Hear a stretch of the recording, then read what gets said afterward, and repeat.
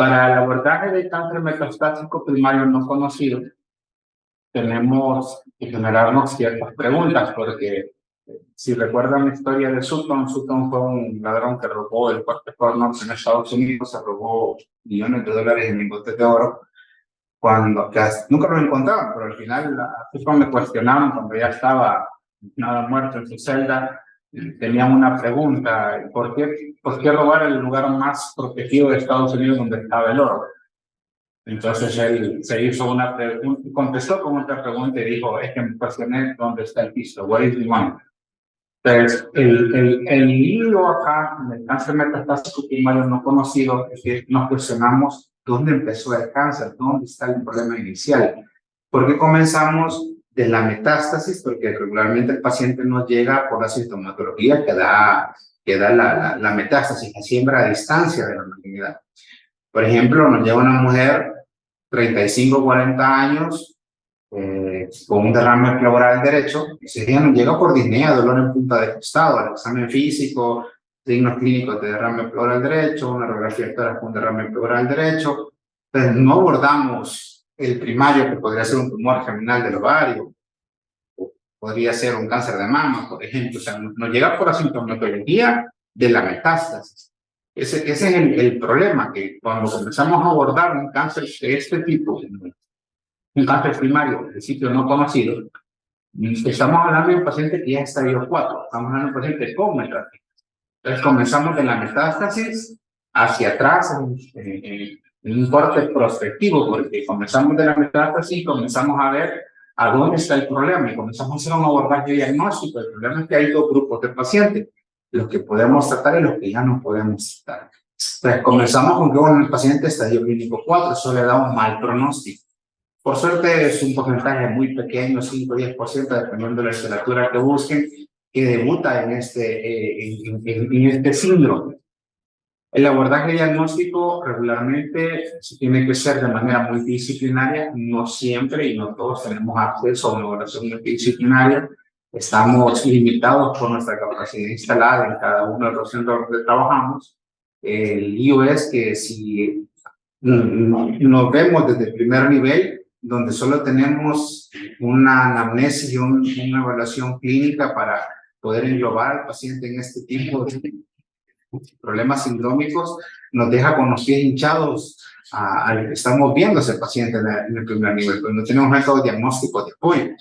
Eso ya nos perfila que este paciente va a requerir estudios de laboratorio, gabinete, procedimientos invasivos y por supuesto que una biopsia, que ya hemos terminado en todas las zonas de las clínicas de cáncer, que el diagnóstico se hace por un estudio histológico, no lo hacemos por imágenes, no lo hacemos por marcadores tumorales. Eso nos orientan, pero es un estudio histológico que nos pusieron el diagnóstico. Y la decisión de tratamiento o no es un poquito compleja, porque tenemos que englobar sindrómicamente al paciente. Para decidir, yo les traigo un algoritmo aquí algo rápido, solo para poner en mente. Cuando encontramos un paciente masculino, por ejemplo, 45 años, que llegó con dolor en cuadrante superior derecho, hacemos una ultra y vemos una lesión que recuerda una metástasis. Entonces, su cabeza se divide en ciertas partes del algoritmo. Vamos a ver más adelante un par de algoritmos un poco más actualizados. El doctor Castro nos trae la guía más reciente de la ESMO para el abordaje de este tipo de neoplasias. Y vamos a comenzar con la metástasis y vamos a terminar concluyendo, para este ejemplo rápido, que podría ser una neoplasia que está en el tubo digestivo o en el colon. Vamos a hacer uso de pruebas diagnósticas, de biopsia, de inmunohistoquímica, para decidir si hacemos o no una forma de tratamiento. Que no nos asuste el hecho de que no siempre podemos diagnosticar el cáncer primario. Un número muy alto puede ser, un porcentaje bien alto puede ser que no diagnostiquemos dónde empezó el cáncer. Pero si el paciente tiene buen estado general, tiene buen performance, tiene buen eco, buen Karnofsky, sus exámenes están bien y es candidato a tratamiento, también está contemplado protocolos que pueden ser usados de manera empírica entre diálisis, porque tienen pruebas de medicina basal en que lo apoyan sintómicamente por los marcadores tumorales e inmunohistoquímica. que me pueden ayudar a usar este tratamiento. El objetivo de ahora no es hacer el abordaje diagnóstico, perdón, el abordaje terapéutico, sino el diagnóstico. Ahora vamos a ver la guía más actualizada, esta es la predecesora del 2015. La ESMO me gusta cómo lo aborda, y me gusta más el abordaje de ESMO más que la Asociación Americana de Oncología, porque lo hace todo más simple.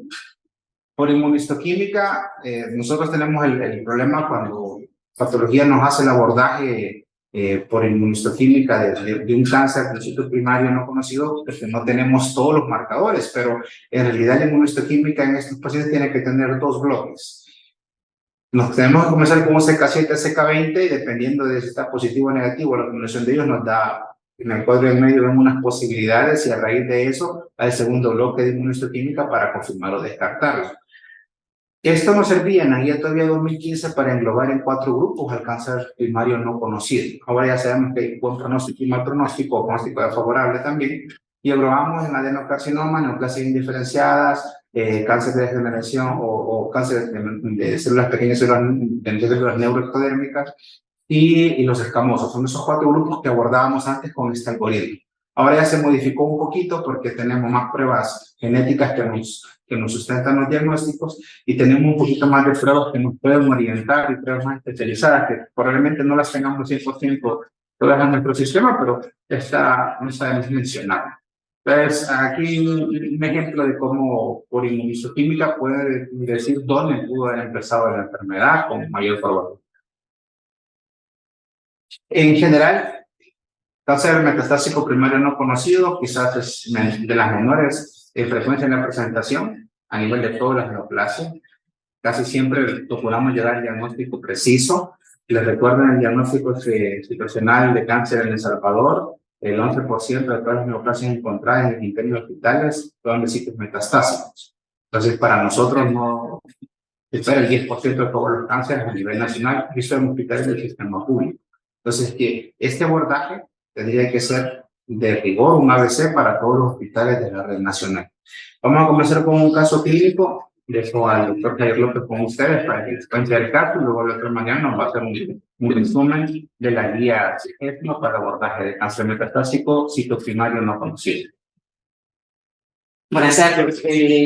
Traemos un caso clínico de un paciente que recientemente estaba ingresado al Hospital Rosales.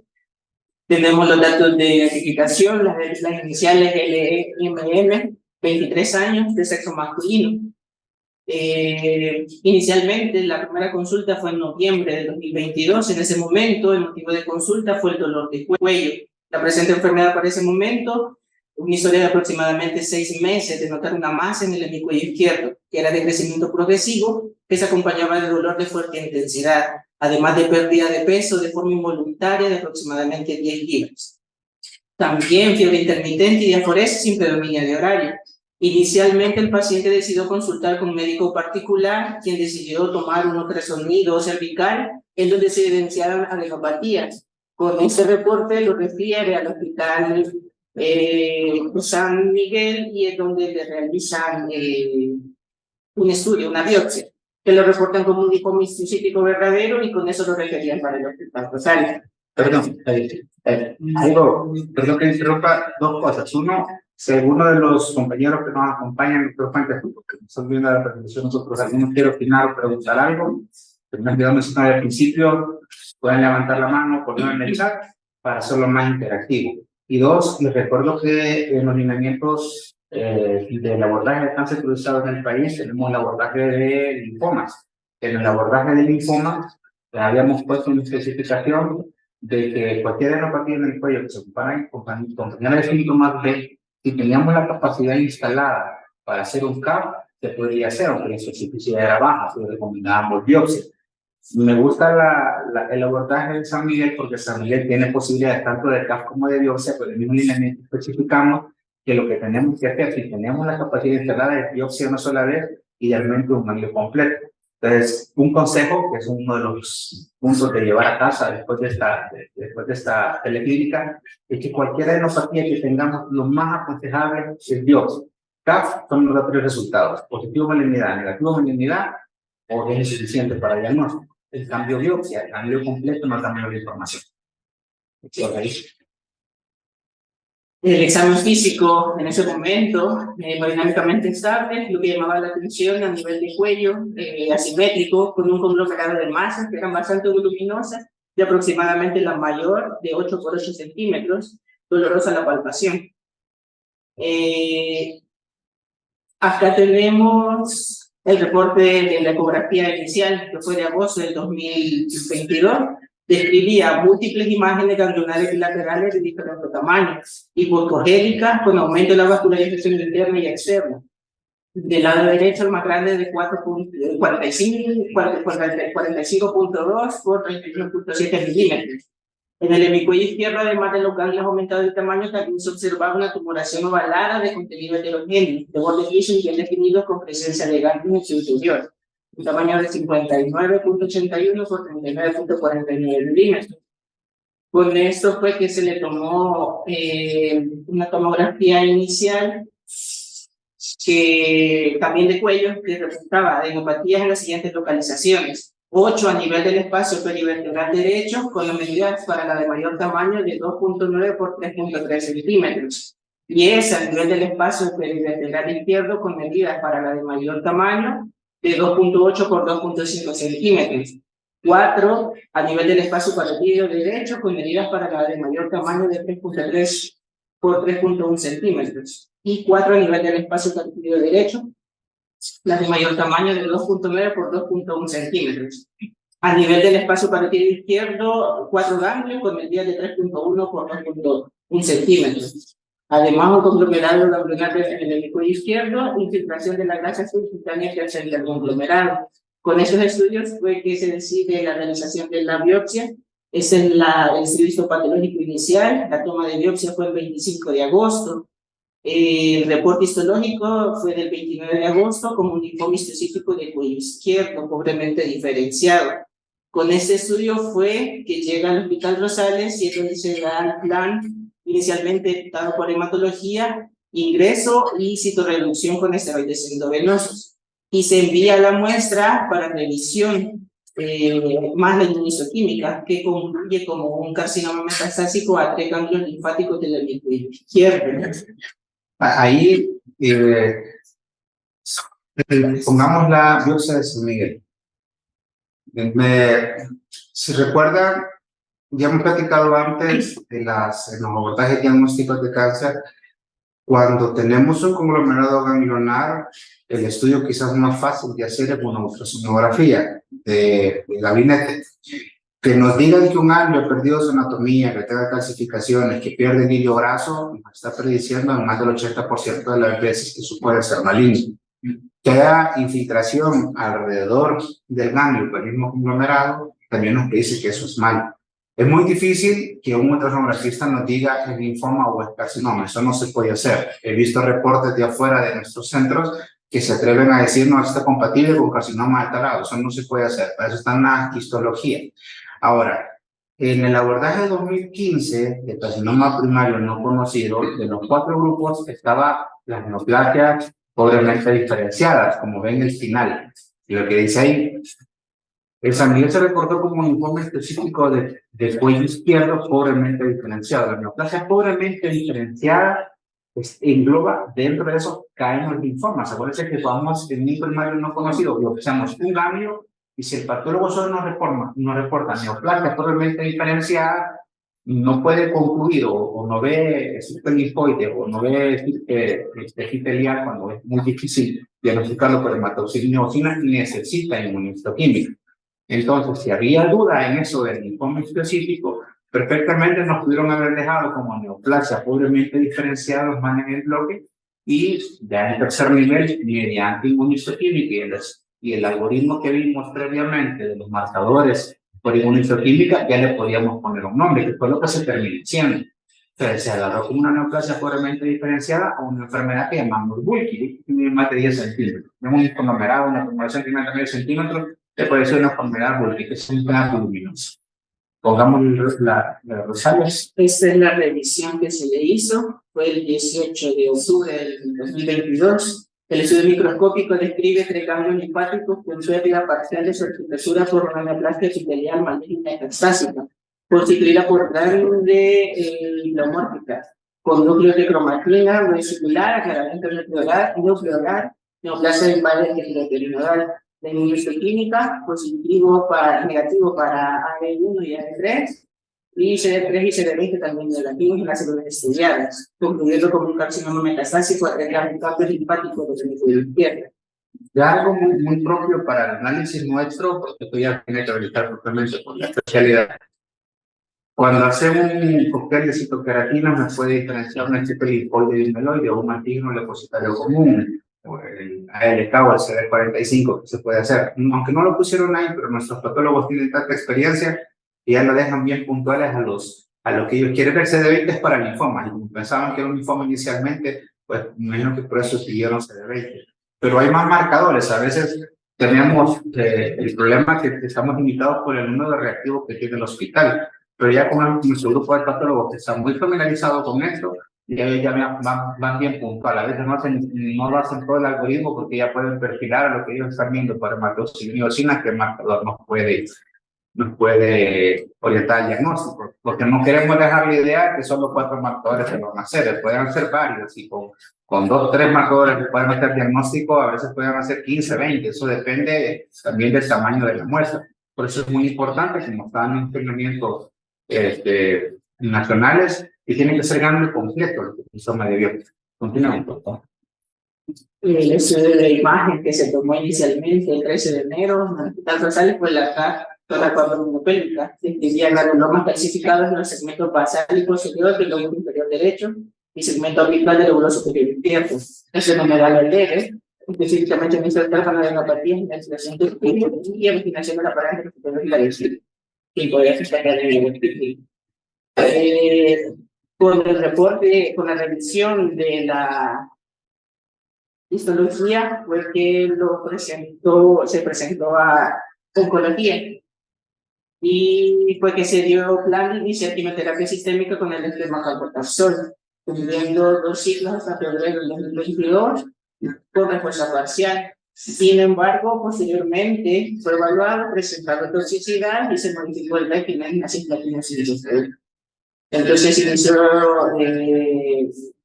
en total fueron 5 ciclos los que se cumplieron de carboplatina más 5 fluoracilo. En abril, dado que no se mostraba mejoría clínica, se solicitó tomar una nueva biopsia de otro ganglio. Se evaluó a cirugía general, toma la biopsia y se reporta para el 8 de mayo, correspondiente al tejido adiposo con áreas colagenizadas, no manera examinado. Dado que no mejoraba, fue que se discutió finalmente, posterior a este estudio, la primera evaluación fue en septiembre, paciente con respuesta parcial de quimioterapia, habiendo cumplido ya carbotaxol 4 ciclos y 5 de cisplatina por 5 FUs, se discute y se decide iniciar el mensaje semanal con intervención paliativa. En conclusión, tenemos un paciente que nos llegó con un conglomerado ganglionar, enfermedad Burkitt, luminosa, se hace una biopsia. En la biopsia les parecía el primer patólogo un linfoma histocítico con una neoplasia pobremente diferenciada. Se refirió a tercer nivel, como se tiene que hacer en nuestros rendimientos nacionales. Por norma se revisa la biopsia, se le hace inmunohistoquímica, se descarta el origen linfoide, se concluye un origen epitelial. Claro, hay un abordaje grande, ¿no? En cabeza y cuello, dependiendo del nivel de dónde estén los ganglios, así buscamos cavidad oral, orofaringe, nasofaringe, laringe, etcétera, ¿no? Se amplía el estudio con tomografías. Ahora esto ha sido bien puntual porque estamos tratando de ahorrar tiempo, ¿no? Pero ahí va a la par de elaboración una nasofiloendoscopía por otorrino, hay que ver una endoscopía, hay que hacer rastreo de enfermedad, hacer un abordaje con marcadores tumorales. Todo eso tiene que ser de manera multidisciplinaria. Por eso les hicimos el comentario al principio. Todos tendríamos que tener esa posibilidad. Si no tengo la capacidad instalada, tengo que mandarlo donde sí la tengo. Entonces aquí tendría que entrar como es cabeza y cuello, la otorrino, y por norma hacemos todo lo demás. De los que están conectados, bueno, vamos a diferenciar 2 cosas. y tal vez si alguno quisiera colaborarnos contestando. Este mismo paciente fuese de género femenino, con esas características, podría tener un cáncer de próstata metastásico. Ya está fácil de contestar, si alguno quiere contestar en el chat.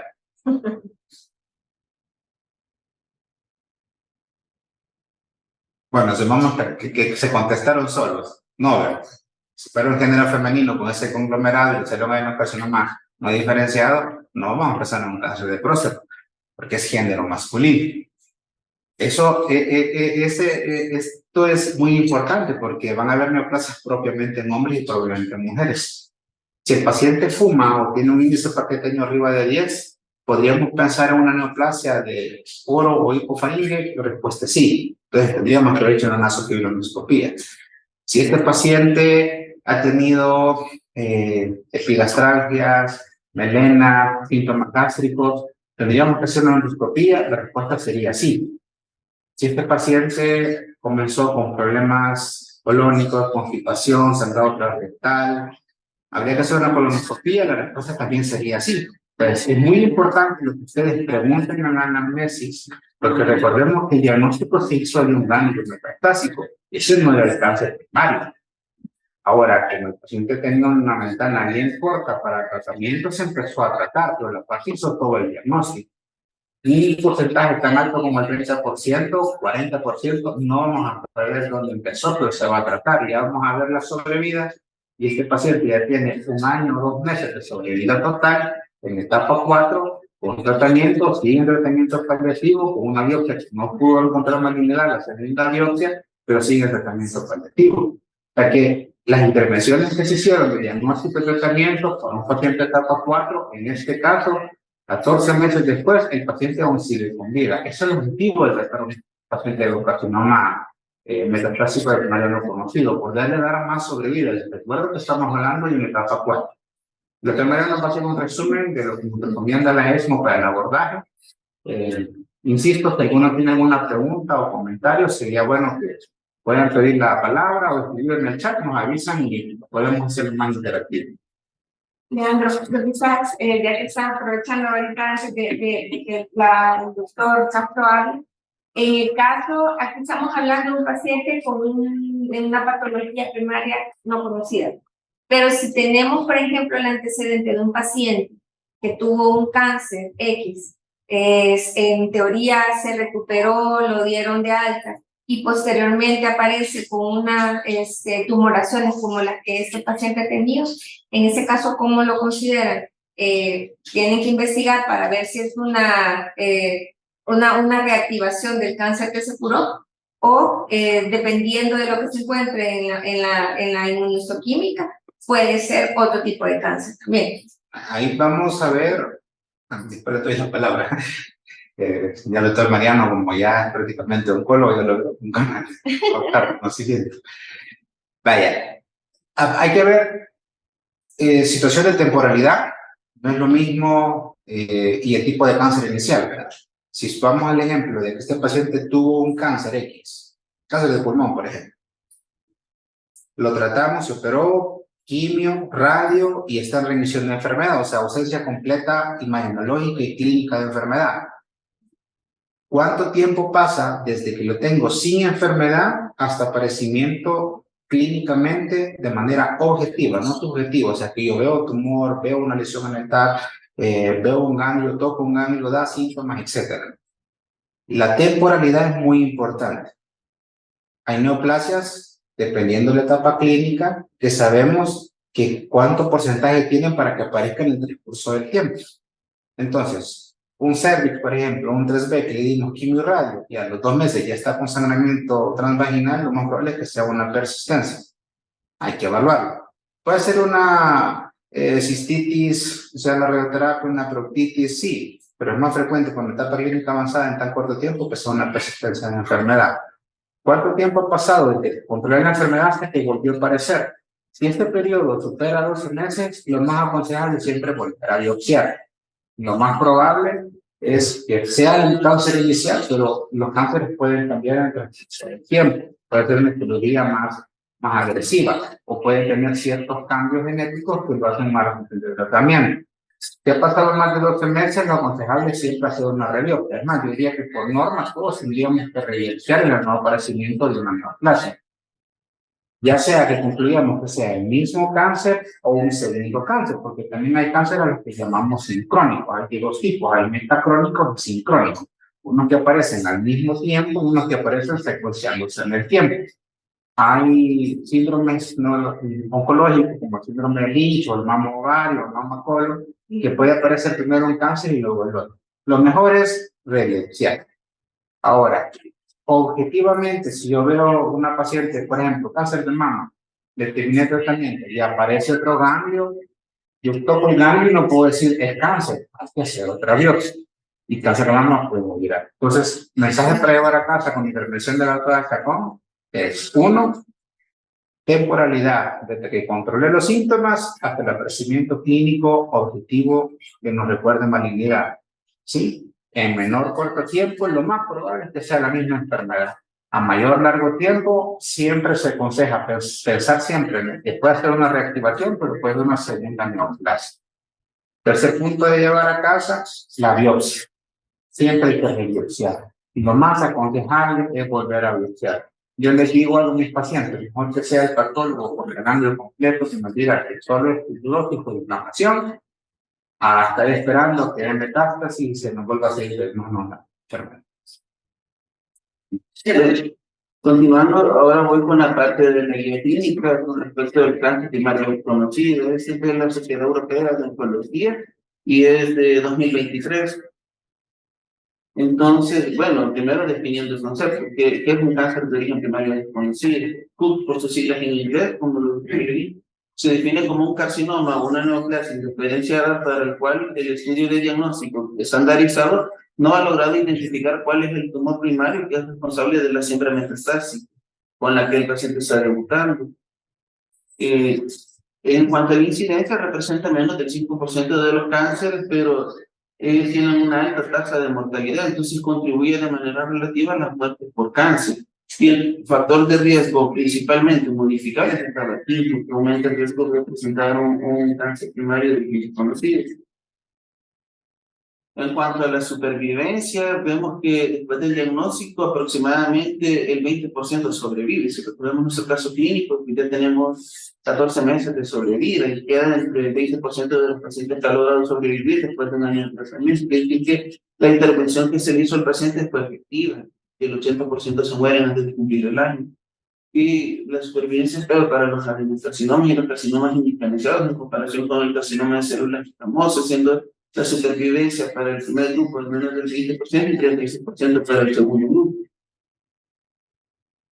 Entonces, en cuanto a los estudios, se requiere una histología, una inmunohistoquímica, normalmente comprende estudios de queratina, de espectro amplio para identificar un fenotipo. Aquí hay unos ejemplos que lo que le mandamos, la de 1 a de 3, el grupo de visualización, el CD45 para el origen hematolinfótico, y bueno, ahí es bien extenso todo el panel de inmunohistoquímica que se puede identificar para buscar el origen del primario.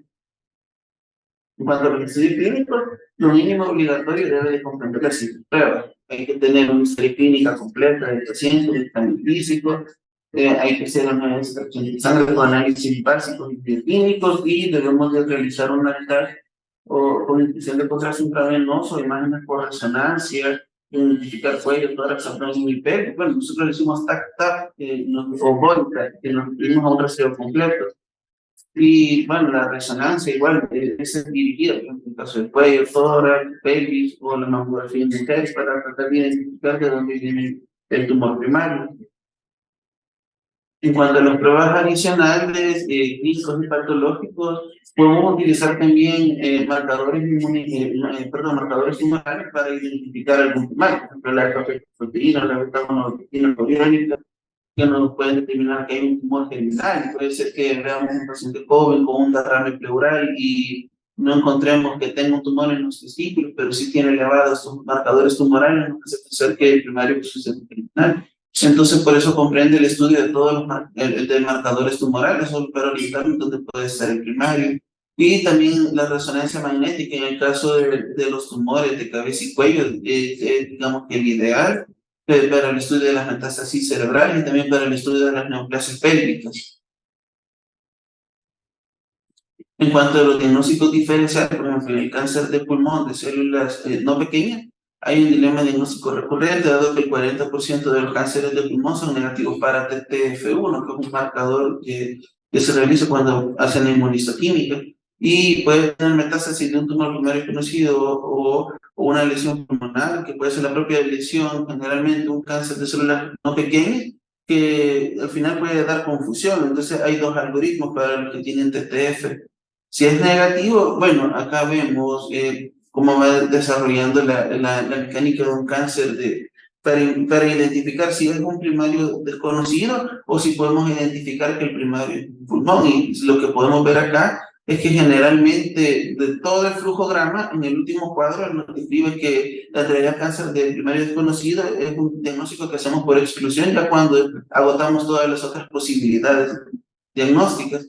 Igual con el TTF positivo, hay que hacerse todo el flujograma y donde vemos que ya excluimos todas las demás posibilidades, es que confirmamos que en realidad ese es un cáncer primario desconocido. Y bueno, así como existen algoritmos para tratar de buscar si el tumor es hepático, hay que ver, estudiar las metástasis hepáticas, hay que hacer estudios para ver si vienen de un origen gastrointestinal o de otro lugar, y al final terminamos viendo que cuando ya agotamos todas las posibilidades terapéuticas, confirmamos que es un primario desconocido. Igual para el cáncer de ovario, para el cáncer de células renales, para los cánceres de glándulas salivales, para los cánceres de mama, al final de todos los estudios que hacemos, biopsia, inmunistoquímica, mamografía, resonancias, TAC, marcadores. Cuando no encontramos definitivamente de dónde está el primario, agotamos todas las posibilidades diagnósticas, confirmamos que es un primario desconocido. En cuanto a las recomendaciones, están los grupos favorables y están los grupos no favorables. Los grupos favorables son los que son los tumores bien diferenciados, o bueno, antes se consideraban también los de origen neuroendocrino como un primario desconocido, pero hoy en la última revisión se ha recordado que la que reporta como metástasis neuroendocrina debe de manejarse como un tumor neuroendocrino, según el flujograma de los tumores neuroendocrinos. Y bueno, podemos ver para pacientes con sitio único, oligometastásico, si está localizado el tumor y es factible hacer una cirugía, se debe de hacer una cirugía o se debe de radiar. En el caso del paciente también recibió radioterapia, tuvo sus 25 sesiones de radioterapia, aparte de la quimioterapia, eso también logró impactar en que esté en el grupo del 20% de los pacientes que tienen supervivencia al año. Y en general los pacientes, hay 6 tipos favorables que son definidos con la histología, y eso se debe de tratar según el sitio donde está el tumor. Y para los desfavorables, esos son los pobremente diferenciados, como en nuestro caso. Hay que ver que tengan un PS adecuado, eso quiere decir que es el performance score, que es una escala de funcionabilidad del paciente, que si ya están muy comprometidos, entonces ellos ya no se benefician del tratamiento. Generalmente el tratamiento estándar con quimioterapia a base de platino, y se le aplicó, que es el platino paclitaxel. Tuvo una toxicidad del paclitaxel y por eso se sustituyó por fluoracilo como una segunda línea en el caso de nuestro paciente. Y vemos para tipo de ovario, colon o carcinomatosis peritoneal aislada, que incluso si es viable se puede hacer una perinectomía o un HIPEC. HIPEC es una quimioterapia intraperitoneal que se hace en sala de operaciones, donde se infunde un medicamento directamente al peritoneo, que eso trata de ser un modo paliativo para tratar de controlar la citis maligna. Y bueno, están los tratamientos moleculares dirigidos, para eso hay que hacer estudios moleculares. Ahorita en nuestro medio no contamos con eso, pero es lo que se está haciendo actualmente, que se estudian marcadores como los NTRK, hay terapia dirigida contra un NTRK, los EGFR, o en el caso de pulmón, ALK, ROS para el primario desconocido. Cuando se ve que tienen los marcadores positivos, se puede dar un tratamiento específico, igual para los marcadores BRAF y las mutaciones que tienen. Hay medicamentos que al hacer el análisis molecular, da un reporte de sensibilidad y nos puede decir si la mutación es positiva, si podemos ocupar ese medicamento que puede impactar en el manejo del paciente. Igual para cáncer de colon, hay un montón de marcadores que podemos mandar como podemos buscar el PDL1, si salen positivos podemos dar un PDL1 como una opción. Y bueno, para los pacientes que son desfavorables, están recibiendo tratamiento después de la interrupción del mismo, hay que hacer un reestadio y un seguimiento clínico mediante resonancia en un intervalo de 3 meses, porque aquí continuamos el tratamiento, no sé qué hay toxicidad o que haya progresión. Si hay toxicidad o progresión, pues ya no continuamos. Y los supervivientes a largo plazo son generalmente presentes por tumores oligometastásicos o una sola metástasis que ya recibieron una intervención quirúrgica o tuvieron una radiación ablativa, que son favorables a tener hasta un seguimiento de aproximadamente 50 meses, pero esto es muy poco común encontrar pacientes así. Gracias. Si hay alguien que tenga alguna pregunta, pues la puede hacer. Quizás antes de pasar a la área de ejercicios, me gustaría retomar un par de puntos. Uno, los marcadores tumorales nos van a orientar, como mencionaba el doctor Castro. Orientan, no hacen diagnóstico, no se orientan.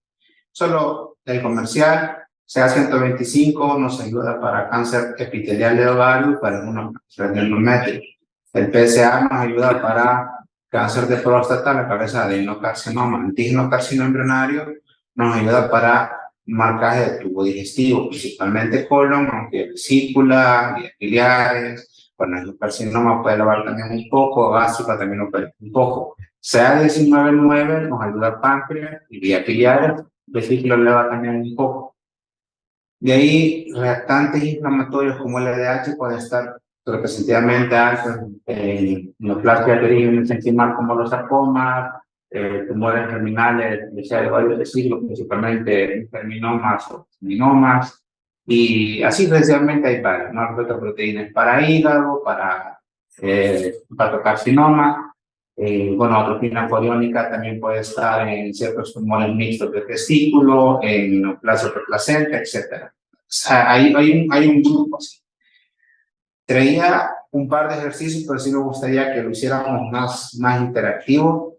Ahora que venía para acá, pues recibí una llamada de un colega de San Miguel, creo que está conectado por ahí, doctor Walter, presidente de cirugía del Hospital San Juan de Dios. Sí, doctor, aquí estamos.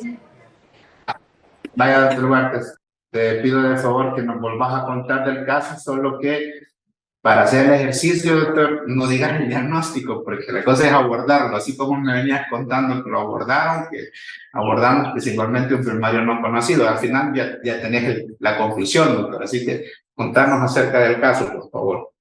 El doctor Walter, claro, doctor. año de cirugía del San Juan de Dios. Es ahí que en compensación de la interconsulta que me pidió, que va a ser el jueves a la 1 de la tarde, pues nos va a contar su caso. Adelante, doctor. Muchas gracias, doctor. Pues un gusto estar en esta teleconferencia. Para mí, pues, primera vez que estoy en una situación como esta y pues la verdad es bastante agradable. Hay bastante conocimiento en el que uno puede ir adquiriendo poco a poco, ¿verdad? Como usted lo decía, pues soy residente R1 de cirugía general del Hospital San Juan de Dios y exactamente pues yo le estaba presentando el caso ahora en la mañana. Fíjese que se trata de un paciente de 49 años de edad. El motivo de consulta de este paciente fue el dolor. Un paciente que refería 4 días de presentar dolor abdominal de localización difusa, de leve a moderada intensidad, acompañada de náuseas, vómito, malestar general y procesos febriles no cuantificados de predominio nocturnos, refería al paciente. Pues bueno, mencionarles dentro de lo, y eso fue el motivo, eso fue la presente enfermedad de su paciente, por lo que decidió consultar a este centro hospitalario, al San Juan de Dios de San Miguel. Los antecedentes personales, pues, cabe recalcar que el paciente tenía un antecedente de una enfermedad de Crohn tratada hace 19 años. No refiere con qué medicamento, solamente ese dato verbal, que a él le dijeron que padecía enfermedad de Crohn. Luego, pues, tenía un antecedente una laparotomía exploradora realizada en el 2014 por una patología del colon, refiere él. No había mayor dato de ese también, entonces por lo que con esos datos nosotros pues lo ingresamos, le hicimos todos los exámenes pertinentes. Y en un principio, pues, el paciente refería, venía como, decidimos ingresar como un cuadro de un abdomen agudo complicado. El paciente venía a la exploración física, un abdomen prácticamente en tabla, rígido, abdomen doloroso a la palpación. Inicialmente, pues, se le planteó, se empezó a tratar como un abdomen complicado, como le refería, y se le ofreció cirugía inicialmente. Pues nos encontrábamos contra un abdomen que no sabíamos en realidad de qué se trataba, ¿verdad?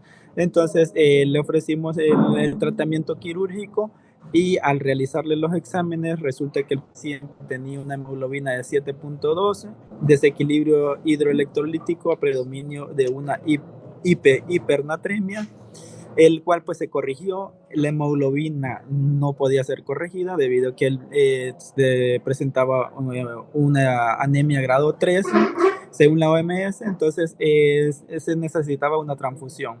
Cabe recalcar que el paciente pues practica ¿cómo se llama? Es testigo de Jehová, entonces practica dicha religión y no permite la transfusión. Entonces, Doctor Sánchez, disculpe que le interrumpa. Háganos un favor, Sí. ¿puede activar su cámara? En un momento. Excelente. Gracias. Sino que los que nos ayuden con la cámara, sí me gustaría, tal vez, Permita. sí agradecería mucho que pudieran poner en el chat un par de comentarios. Primero, tenemos un paciente con abdomen agudo complicado, potencialmente quirúrgico, con síntomas difusos, antecedente de enfermedad de Crohn, una laparotomía por problemas intestinales y el dolor se ha agudizado. Y si a los cirujanos les pareció que el tratamiento quirúrgico podría ser una opción, era porque llegó con signos de infección peritoneal. Con lo que nos ha contado el doctor, me gustaría que se pudieran poner en el chat. ¿Les parece que el problema podría estar a nivel gástrico, a nivel colónico?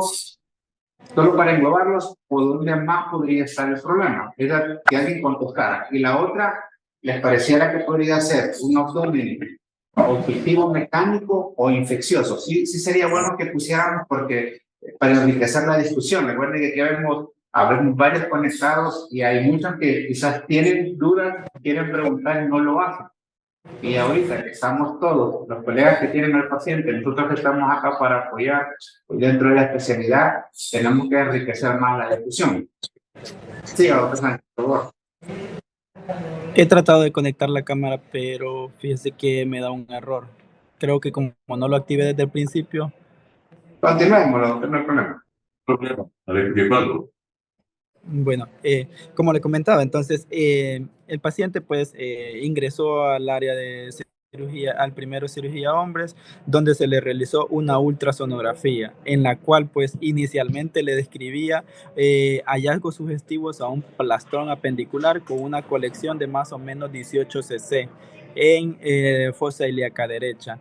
Con esos hallazgos, pues se empezó a tratar como un plastrón apendicular, se le inició antibióticos de amplio espectro, imipenem más metronidazol, y el paciente pues persistía con unos leucogramas elevados de 17.000 con 92, 19.000 con 80, los leucogramas siempre se mantenían elevados. Entonces se interconsultó con cirugía oncológica, la cual pues en un principio le indicó un TAC en el cual pues le describe derrame pleural bilateral a predominio izquierdo, una esteatosis hepática, una ascitis, un engrosamiento de los pliegues mucosos gástricos a nivel de la curvatura mayor y menor, leve distensión de asa delgada con disminución del calibre de la luz a nivel del yeyuno y fuga de medio de contraste al peritoneo subjetivo de una perforación de asa a nivel del yeyuno. Un neumoperitoneo le describe además una divertículos a nivel del colon descendentes en cambios inflamatorios y hallazgos tomográficos sugestivos de absceso en el flanco izquierdo, ambas fosas ilíacas, próstata aumentada de tamaño, densidad heterogénea y cambios degenerativos de la columna lumbar. Esos fueron los hallazgos que se reportaban en la tomografía computarizada. Con estos hallazgos... Sánchez, momento, doctor Sánchez, paremos ahí. Miren qué interesante el caso, porque vi que unos colegas acaban de escribir ahí, unos compañeros, que les parecía que el problema estaba en colon. Estoy totalmente de acuerdo. Más con el antecedente de la enfermedad de Crohn, yo también me la jugaría que algo está mal en colon. Nos desvió la atención que encontraron un plastrón apendicular. Cuando entra el otro colega, porque recuerdan lo que dijimos al principio, la relación multidisciplinaria. Pues, si la ultrasonografía no nos daba mayor información, pidieron una tomografía. En la tomografía ya nos desviaron la atención a estómago, que la mucosa gástrica está engrosada. Pero ¿en qué momento el paciente tuvo síntomas gástricos? No los ha tenido. No ha tenido sangrado digestivo superior, no ha tenido mantenerse, no ha tenido melenas. Pareciera que toda la sintomatología es baja, no es alta. Pero el hallazgo imagenológico nos tira arriba. Entonces ya tenemos tres problemas. El abdomen agudo, el abdomen agudo que sabemos que fue un plastrón apendicular, ¿no? Un estómago engrosado por tomografía, pero con líquido libre en cavidad, con ascites, y eso lo hacen las carcinomatosis. Estamos hablando de algo que se ha extendido y con neumoperitoneo, con signos imagenológicos que recuerdan una perforación de víscera hueca, y el paciente tuvo fiebre, y la fiebre en las noches. Podemos descartar tuberculosis mesentérica, podemos descartar una úlcera cística perforada. Si se ve en lo complejo del caso, se nos van sumando varias posibilidades diagnósticas. Entonces, si el remate de la próstata está grande, ¿dejarían ustedes dentro del abordaje un PSA, por ejemplo? Me gustaría que lo contestaran en el chat.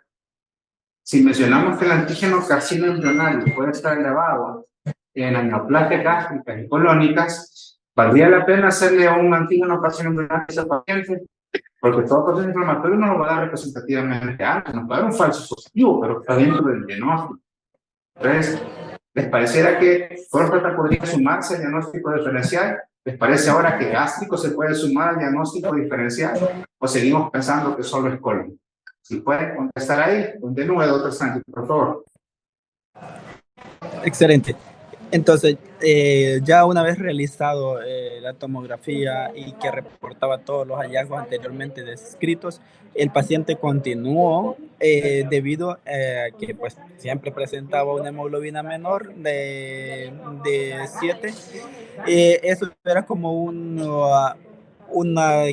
obstáculo que no permitía realizar mayor abordaje quirúrgico. El paciente estaba negado completamente a que se le realizara cirugía.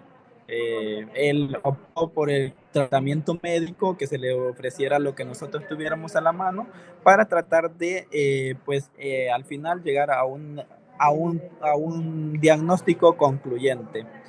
Y fue así pues que se interconsultó con el área de coloproctología y coloproctología lo evaluó, quien indicó una colonoscopía, una rectosigmoidoscopía, en la cual pues le describe a nivel del recto se avanza hasta los 8 centímetros del margen anal, observando un tumor circunferencial que estenosa el 80% de la luz rectal con patrón de aspecto hipervascularizado, glandular, irregular, friable, no flanqueado al paso del colonoscopio convencional. No se realiza retroflexión. Procedimiento: se toma biopsia de tumor de recto, complicaciones ninguna, y la impresión diagnóstica para el doctor fue un tumor de recto con toma de biopsia, la cual pues se envió al departamento de patología y estábamos pendientes al poder obtener el resultado final de la biopsia. el cual pues no sé si está bien que ya lo comente, doctor. Sí, ya, Entonces, el resultado de la biopsia pues fue que se descubre una neoplasia maligna sólida que forma pequeños conductos mucosos. Lo describe como un carcinoma de recto pobremente diferenciado. Quedémonos ahí, doctor. Muchas gracias, doctor. Te lo agradezco desde el fondo del corazón porque son casos nuestros que nos tienen que llevar a discusión. Y me viniste al pelo porque creo que lo mejor es que discutamos nuestras experiencias. Ahora, para los que comentaron o escribieron que les parecía que el problema estaba en el colon, tenían toda la razón. Y lo analizaron rápido por los síntomas que mencionaron al principio. ¿Cuál fue lo complejo? Porque, doctor, ¿cuántos días tiene ingresado este paciente? Ya el paciente ingresó el 3 de septiembre, prácticamente llevaría un mes, 7 días. Imagínense lo que representa el gasto de salud. Un paciente con un síndrome neoplásico le representó casi 30 días de ingreso, ultrasonografía, tomografía, uso de antibióticos, rectosigmoidoscopía, uso de patología y 30 días después llegamos a un diagnóstico que, como vimos, 30-40% de las veces logramos hacer, otros 60-70% no lo logramos hacer. Pues ahora, después de esa caja de Pandora que descubrieron, ya tenemos un diagnóstico histológico, ya lo podemos tratar. El paciente lo vamos a ver el día jueves. Espero que no me hayas mentido que esté en buen estado general para ponerle quimio, doctor. No, ninguno, doctor, no se preocupe. No, Claro. Muchas gracias, muchas gracias. Sí. Bueno, ya después de este ejercicio, sí, vi que alguien había mencionado algo de otra fuente, no presté mucho al último chat, que había un cáncer de cervix por ahí. Sí, tenemos por acá un comentario, doctor. Lo leo. Guadalupe Aguilar dice: buenas tardes. Comentar en un caso que quiere comentar. Dice: una mujer de 29 años se le detectó cáncer de cervix a finales del 2020. Recibió quimio y radioterapia y está en control en el Hospital Nacional de la Mujer. Hace unos meses consultó por presentar todo un miembro inferior poco más grueso que el otro. Le di referencia de segundo nivel y le dijeron que no le veían diferencia. Sin embargo, yo lo había medido. Permítame.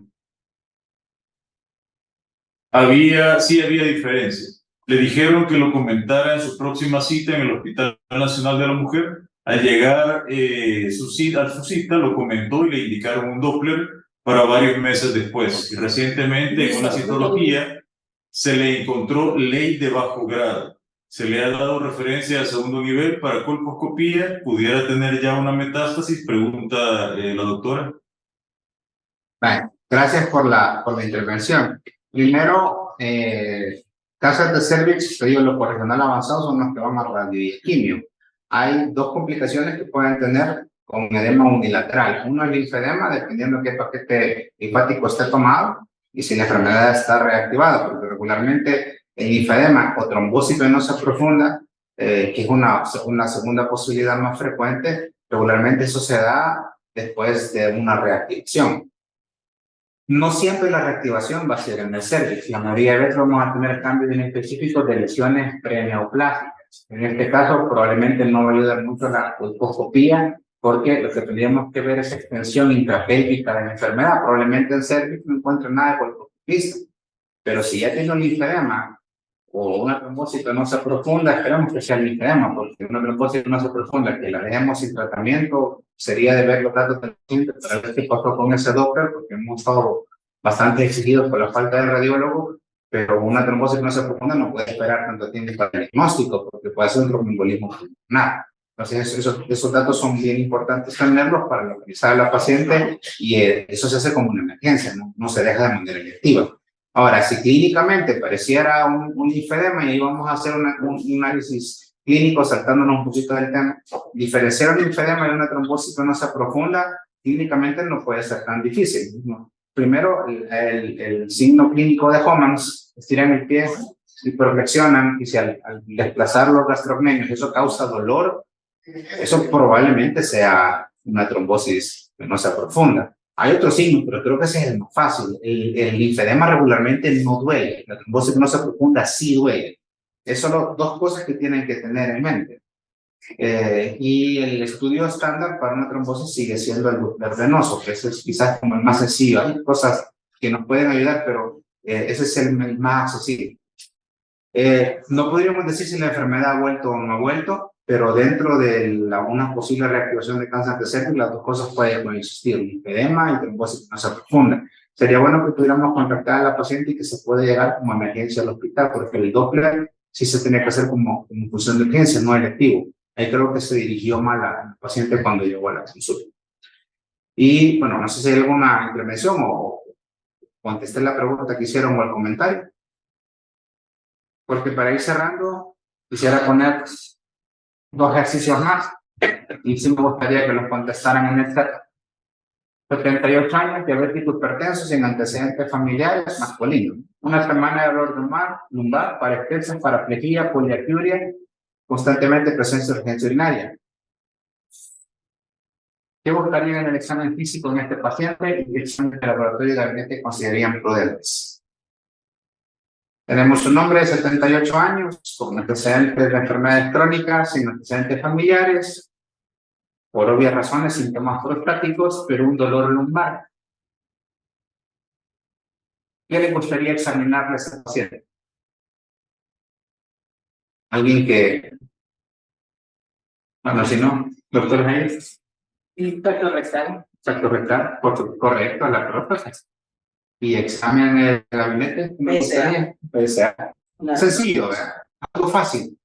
¿Por qué? Porque es obvio que este paciente, les aseguro que no iría por la poliacuria, no iría porque tiene un dictamen de 10, 15, no iría porque tiene nicturia. Este paciente va a llegar porque tiene una metástasis a la columna por el bendito plexo de Paxman, tiene una fractura patológica en columna, eso lo va a llevar a consultar. La parestesia y la paraplegia, no los síntomas prostáticos.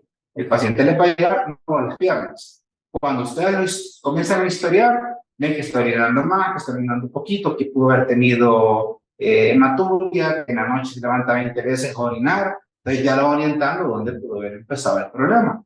El paciente no llegó por la próstata, llegó por las lesiones en columna. Un simple tacto rectal, un PSA, les puede ayudar a resolver ese problema.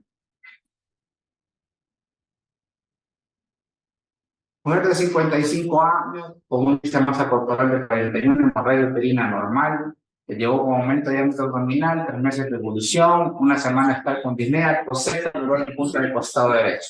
Tomamos una radiografía de tórax, tiene una progresiva del 50%, le realizan una toracocentesis evacuativa y una biopsia de pleura y reporta que es un adenocarcinoma metastásico. ¿Les parece que eso es suficiente para hacer diagnóstico de cáncer? ¿Les parece que nos quedamos hasta ahí, que el cáncer empezó en la pleura o en el pulmón, con este contexto de la paciente? ¿Dónde creen que pudo haber empezado la neoplasia? ¿Tórax, abdomen o pelvis? Puede ser pelvis, o sea, cervix, hemorragia uterina normal, obesa posmenopáusica. ¿En abdomen qué creen que podría ser? Porque ahorita quizás definamos algo. ¿Les parece que el problema empezó en el tórax, sí o no? Ahí comencemos. Porque los síntomas de la paciente que la llevaron es tos y disnea. Son síntomas de arriba. ¿El problema empezó en el tórax? Probablemente no. Empezó abajo. Índice de masa corporal de 41. Mujer con hemorragia uterina normal. ¿Les parece que puede ser abdomen o pelvis? Ahí quizás, Leandro, solo yo haría una observación para los compañeros, ¿verdad? 55 años con una hemorragia uterina normal, hay que pensar que a esa edad, ¿cómo está el ciclo menstrual? O si todavía hay o no, ¿verdad? Eso es para considerarlo. Doctora Chacón, psicóloga y ginecóloga que lleva en su corazón. Miren qué interesante. Por eso es lo bonito de hablar multidisciplinario. Dice nuestro internista, aspirante a oncología, 2 líneas vio y dijo tal correctal PSA. Nuestra ginecóloga ya dijo, bueno, sus reglas cómo son. ¿Sí? nos vamos acercando. Si se fijan, tuvimos un carcinoma de acá de las flores. Si buscar a los demás puede ver un carcinoma, puede ver en cervix, puede ver en endometrio, ¿sí? Puede ver en vagina. Eso es lo difícil de esto. Y en todo lo que estamos haciendo, abordaje diagnóstico, la enfermedad va progresando. Recuerden, partimos de una etapa 4 de enfermedad. Tercer ejercicio, ya para ir cerrando. 34 años, mamá tuvo cáncer de mama de la paciente, hermana con cáncer de ovario, 3 meses de salida de secreción sanguinolenta de presión en mama derecha. Cuando ustedes le examinan, no encuentran el examen físico alteraciones en la mama, en la axila derecha un globulado renal de 3 centímetros fijo. La mandan a un CAF, le dice positivo malignidad. ¿Es suficiente para hacer diagnóstico? ¿Qué les parece? No encuentran nada en la mama, solo el ganglio está grande y pegado en la axila. Hacen un CAF positivo malignidad. ¿Les parece que eso es suficiente para el diagnóstico? ¿Alguien que quiera aventurarse a contestar? ¿O les parecería que necesitan algo más? Doctor Castro, oriente. No, no es suficiente para hacer diagnóstico. En este caso tenemos que biopsiar el daño y hacer estudios de imagen. Lo más probable es que el primario sea de mama. Pero necesitamos siempre el estudio histológico porque dentro del cáncer de mama se dividen en varios tipos y cada uno tiene un tratamiento diferente. Y necesitamos saber la extensión que tiene la enfermedad. Ya, oncólogo. Recordamos el principio básico de diagnóstico de cáncer. Quedamos en que el CAF nos da solo 3 resultados, positivo, negativo o no suficiente para diagnóstico, pero el diagnóstico de cáncer es histológico, por medio de una biopsia. Estoy de acuerdo que hay biopsias líquidas, que hay bloques celulares, pero mientras no tengamos el 100% de tecnología sanitaria, sigue siendo el reporte histológico, la biopsia, la que nos va a hacer el diagnóstico. Bueno, con esto cerramos el abordaje de cáncer metastásico sitio primario no conocido. La idea es que mediante una buena anamnesis, una valoración clínica objetiva y orientada, complemento con estudios del laboratorio y gabinete, y por supuesto una biopsia, llegar a un diagnóstico. Y como mencionaba el doctor Castro, si ya descartamos todas las posibilidades, lo englobamos en carcinoma del sitio primario no conocido, lo podemos empezar a tratar como tal, o sindrómicamente podemos hacer un abordaje terapéutico. Eso le toca al grupo de tercer nivel multidisciplinario para el abordaje. Nosotros en primer nivel y en segundo nivel tenemos que estar bien filudos en cuanto a la anamnesis y el examen clínico y orientar lo mejor posible considerando a dónde creemos que pudo haber empezado el problema. Recuerden lo que les mencionaba de su ¿dónde está el pisto? Él eso se preguntó, ¿dónde está el dinero? Lo mismo piensen ustedes, ¿dónde puede empezar? Así como vimos sindrómicamente hablando, el paciente puede estar en estómago, puede estar en colon, el problema puede estar en próstata, el problema puede estar en pulmón, por ejemplo, y dependiendo grupo etario, género, antecedentes familiares, así vamos armando el muñequito. Entonces, no es que ustedes van a pasar meses estudiando al paciente y se fijaron 20% de sobrevida en los siguientes 12 meses. Van a perder la oportunidad de darle ese tiempo de sobrevida al paciente y le restamos posibilidades de tratamiento. La idea de hacer las teleclínicas es tratar de fortalecer los niveles de atención primaria para diagnosticar problemas que resuelven en tercer nivel. No vamos a dar tratamientos de primer nivel, pero sí los abordajes diagnósticos, detección de factores de riesgo. Y si podemos hacer el flujo del paciente desde el principio, desde la atención primaria en salud, y lo vamos escalonando de la manera más fluida y rápida, es así como vamos a poder tratar de manera más temprana y oportuna a los pacientes para lograr curación.